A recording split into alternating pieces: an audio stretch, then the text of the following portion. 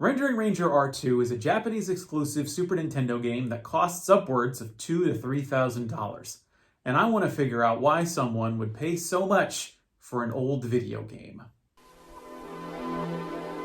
Your man out of Japan, Jay Contra here, and I want to talk about Rendering Ranger R2, what is generally seen as one of the most expensive games for the Super Famicom, or the Japanese Super Nintendo.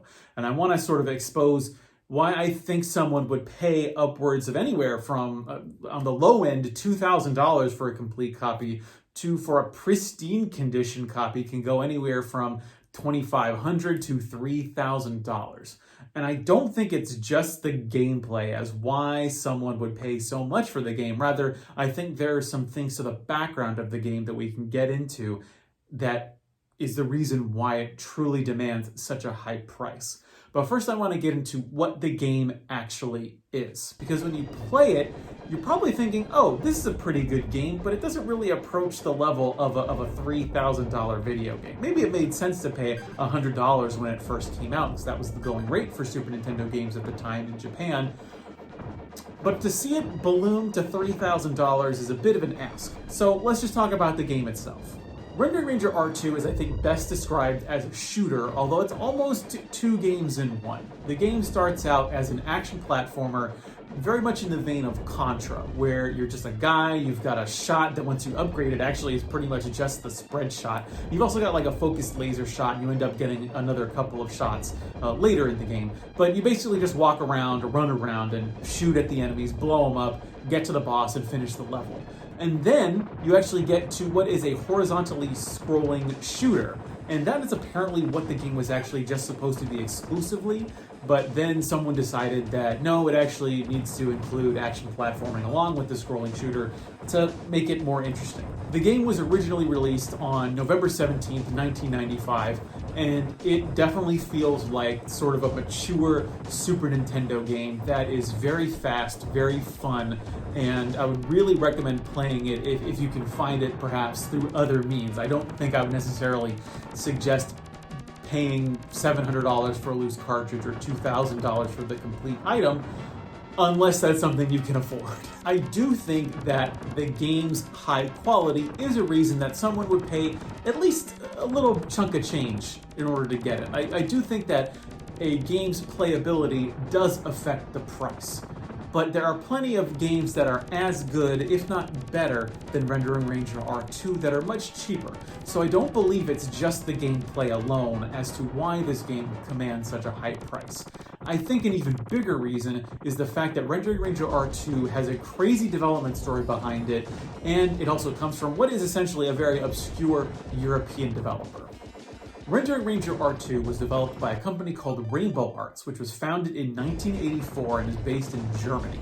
They developed games like Turrican for the Commodore 64 in 1990, which is just really interesting to me that a Commodore 64 game was coming out in 1990, but I guess it's because that in Europe, sort of computers were seen more as game systems rather than actual consoles, although of course that would change with the Mega Drive. They also developed Super Turrican for the NES in 1992, so yeah, an NES game in 1992, and they would also come out with the PC version of Earthworm Jim in 1994. So it's a development house that is coming out with games for very old systems. If you want to look at their pattern of release, some former Rainbow Arts folks would go on to found Factor 5, who I think owned the license to the Turrican series.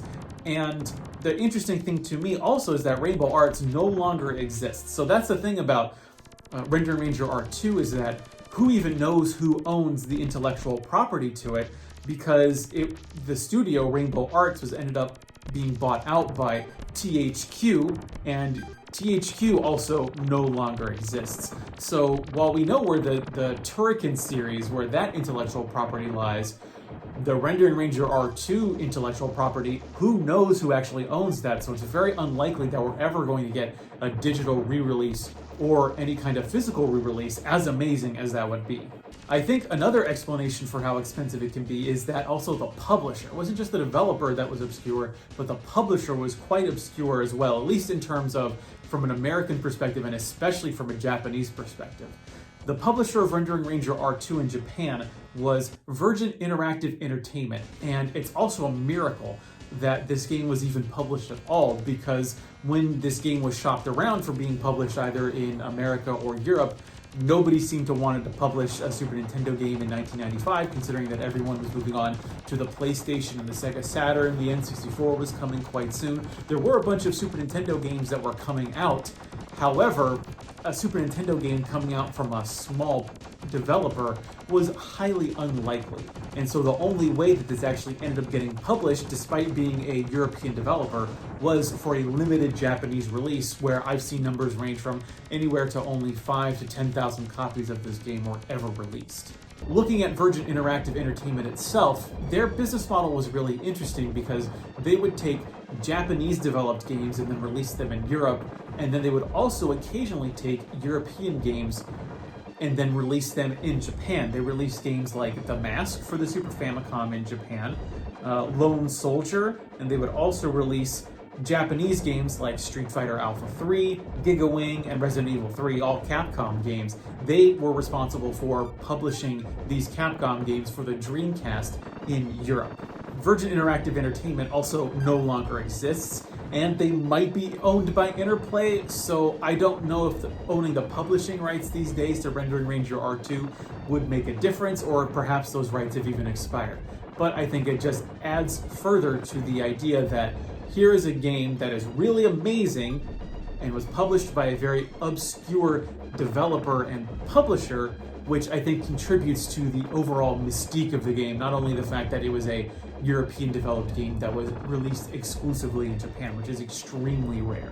What I think really explains the high price tag of Rendering Ranger R2 today is the context within which it was released back in 1995. So looking at some of the other games that came out on the same day, this is actually a huge day in terms of Japanese releases, because we've got something like 17 games, 4 consoles that came out in Japan on that day.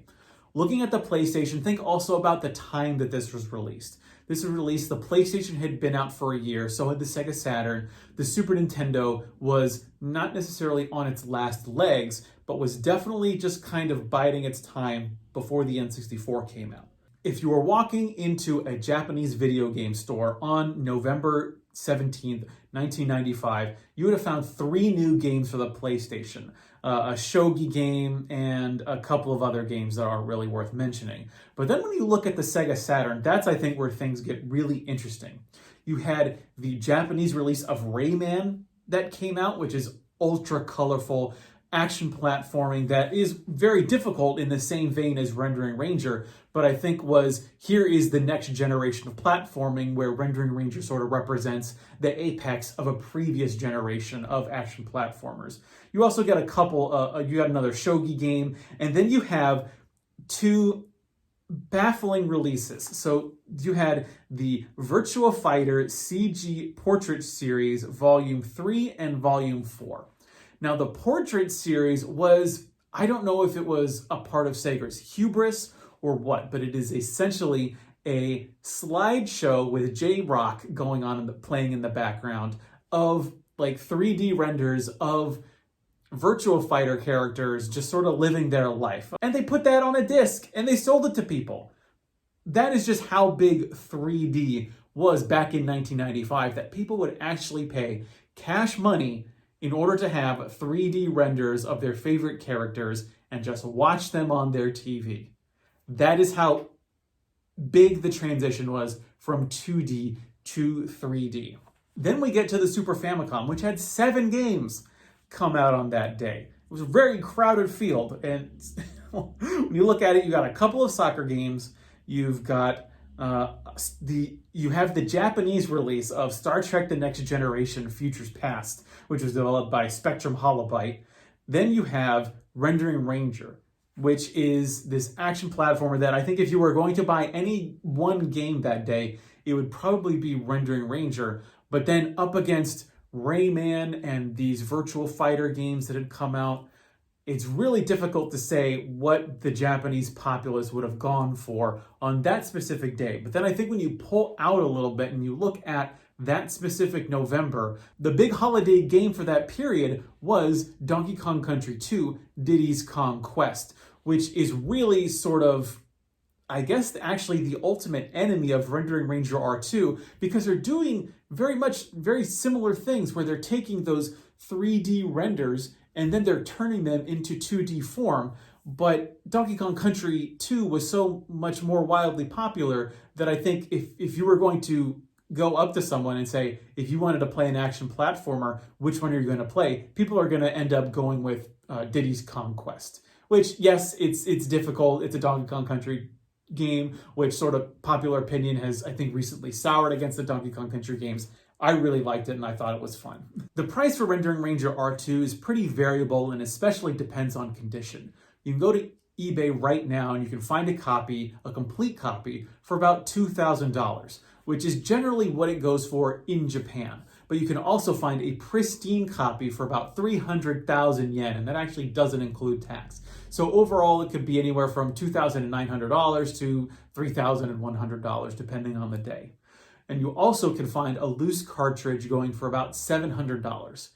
So to sort of summarize why it might cost that much, this is a 25-year-old video game at this point, and if you wanted to sort of look at it as maybe an art appraiser might, I think Rendering Ranger R2 represents many different reasons why a video game might be expensive.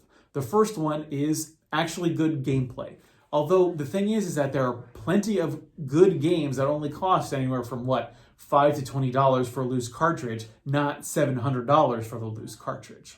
So we combine the very good gameplay with a very obscure developer and publisher and a very interesting publishing situation where it is a European game, a German-developed game that was published only in Japan, thus resulting in a high degree of rarity because there are only 5,000 to 10,000 copies of this game ever produced. I believe that Rendering Ranger R2 represents a cultural watershed that was happening at the end of 1995. You had the Super Nintendo, which was 5 years old at that point and would soon be succeeded by the N64 the next year. That would usher in the 3D era for Nintendo. But that era had actually already started for Sega and Sony, who were now 1 year into a new console cycle with the Sega Saturn and the Sony PlayStation. And here you had Rendering Ranger R2 that was releasing alongside Donkey Kong Country 2, which is doing the same thing of taking 3D graphics and turning them into 16-bit 2D pixels, alongside that beautiful artwork with amazing gameplay that I think is, if you were going to compare it to a painting, it was really the apex of Super Nintendo platforming, but also had these elements of what was to come with the 3D. Another big thing that I didn't mention before was that on that same month, in November 1995, you had the American release of Toy Story, which was the first fully 3D movie to ever be released. So you had this 3D, I don't think I can stress it enough, is that we're now far removed to where 3D is the norm, and actually we're sort of going back to that old pixel artwork. But in 1995, 3D was the future, and I think Rendering Ranger R2 was able to synthesize 2D and 3D in a way that very few other games could do, and other games that were doing it, like Donkey Kong Country 2, were much more widely available and thus much cheaper than Rendering Ranger R2's ridiculous price tag of $2,000. If you have any other reasons that I might have glossed over as to why Rendering Ranger R2 is so expensive, I'd love to hear it. Please leave me a note in the comments below. There are many expensive Super Nintendo games out there, and I'm really interested in finding out why all of them are so highly priced. Your man out of Japan, Jay Contra, thanks for watching, and mahalo.